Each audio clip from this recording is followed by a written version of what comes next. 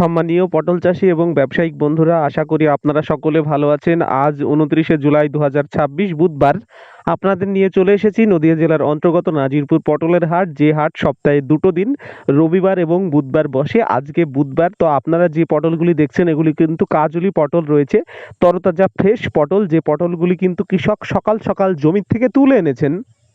এখানে কিন্তু কোনো বাসি পটল নেই। আপনারা যে পটলগুলি দেখছেন এগুলি কিন্তু ফ্রেশ পটল। একদম ভোরবেলায় কিন্তু কৃষক জমিতে গিয়েই কিন্তু তুলে এনেছেন।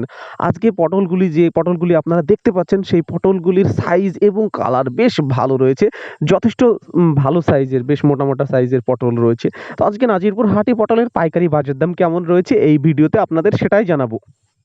আপনারা ভিডিওটি স্কিপ না করে প্রথম থেকে শেষ পর্যন্ত দেখুন, আর আমার ইউটিউব চ্যানেলটি ফলো করে রাখুন নিয়মিত পটল, বেগুন এবং রসুন, পেঁয়াজ সহ অন্যান্য সবজির পাইকারি দামের আপডেট পেতে। চলুন বন্ধুরা, দেরি না করে আজকের ভিডিওটি শুরু করা যাক।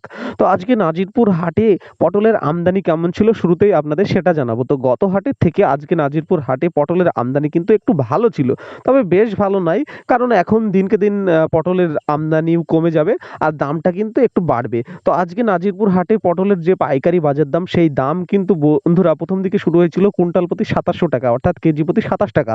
তারপরে দামটি বেড়ে কুইন্টাল প্রতি ২৮০০ টাকা, অর্থাৎ কেজি প্রতি ২৮ টাকা।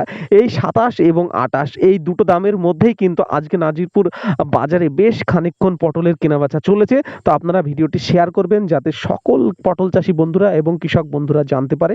আর আমাকে সাপোর্ট করার জন্য আপনারা ফলো করবেন। আর আপনারা দেখতে পাচ্ছেন যে জোর কদমে কিন্তু পটল কিন্তু গাদায় ঢালার কাজ চলছে এবং সাইডে কিন্তু জোর কদমে ২০ কিলোর প্যাকেট জাতীয় করার কাজ চলছে।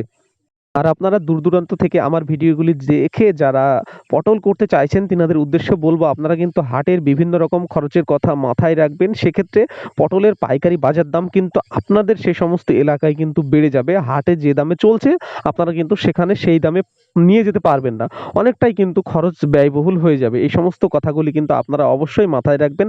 আশা করি বিস্তারিত আপনাদের বোঝাতে পেরেছি। থ্যাংক ইউ, সকলে ভালো থাকবে। আবারও নেক্সট